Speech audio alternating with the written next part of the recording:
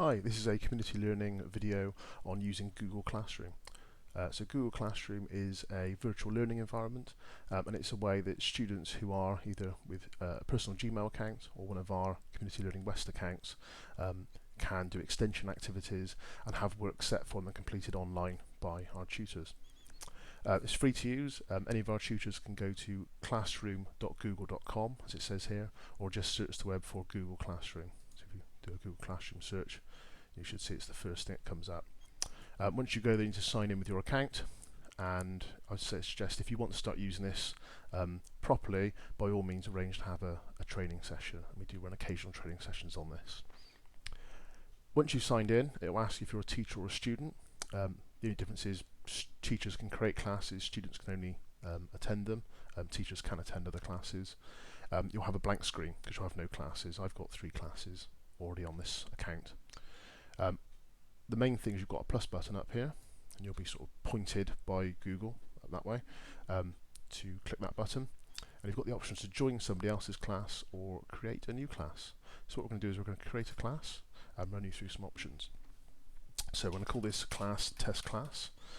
Section and subject is purely there to help people find the class, well, help you find your class really amongst all the other classes on the screen. So don't worry about that for the time being. You can type in whatever you want, it doesn't really matter. So Google will now go off and create the class, and it will create some files in the background, and it backs up most of the things that are in there into Google Drive. Okay, if you want to change the look and feel of this, you can select theme or upload a photo. So I have some jelly beans in the background. Okay, and it will change all the colours and things. So we've got 3 main pages. I'll just move myself over here for a moment. We've got the stream, and the stream tells you what work's due soon for students, whether deleted items are there and what topics we've created. Students is where you get your class code, and that's the main way that students get added to the class. Whether students can actually post things themselves to the classroom. Generally speaking, that's kind of what you want. You want people to be asking each other questions, but you might want to turn that off. That's where you do it. You can also mute or delete students from this list. Students will start appearing on here once they've added. And there's an about page at the end, which is where you can invite other teachers. You can have multiple teachers working on the same class, and they'd all appear along here. And you can add in some details about where the class meets. The one important thing here is I would suggest adding in class materials. So things like from Google Drive, if you make a copy from our shared drive, we've got things like our initial sheet for learners, which is our e-safety guidance. So if you click on that and add it in, that means that all students will be able to read that file, which is quite handy. Okay, so what we're going to do first of all actually is we're going to add a student in. So if I just put this to the left, so on the right here is a potential student. They've already logged in, and we're going to ask them to join our class, and we're going to get them to type in the class code, which is XMYUVU. So you could post this up on the board or something in the classroom, and they will be added as a student into the class. So they get as you can see, it's a very similar view between class and student, and you can see their name appears under the student list. Okay, so we're going to get rid of that for the moment. So as a tutor, my main set of work here is hitting the plus button. And we've got 3 main options. We can reuse things, but the 3 main options for adding work is announcements. So an announcement, well actually first of all you can put in 4, so you can choose whether you want to announce to all your classes at once, or whether you want to announce to all students or individual students. And you just type in class closed next week.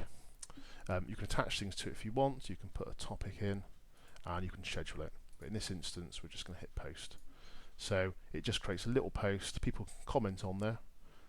If I go back to my test student, they can add in a comment and say, okay, thanks. Okay. And everyone else will be able to see that. There we go. The next thing up is a question, so they can hit create question, and they can provide short answers or multiple choice. I'll put multiple choice in. How do you like to learn? and we can type in visual by doing. And so since you can ask questions, you can let whether students see that class summary at the end. You could attach things, you can give some instructions, but it's quite basic. If you want to do anything more than this, you do something called Google Forms, which we'll have a separate video on. Ask that question, and again, you can see that this time we've got 0 done, 1 not done. So on your left now is the teacher view, on the right is the student view, and they can type in they like being a visual learner, tells them that taking changes, and there we go, it's done. And on this side you should see that one go over to done, and as a tutor you can click that done to see who's done the work, and you can give them a grade, see what they said. And then there's only one main piece left, which is of course the biggest piece of Google Classroom, which is creating assignments. So with an assignment, it looks very similar, but what you're going to do here is actually attach something. I would suggest that the best way of trying this out is creating a Google Doc, which we'll do another video on. If you attach a Google Doc to this, that means they can type straight into it and respond. But we'll just show you how to do a Word document for the moment. So if I find let's have recent documents,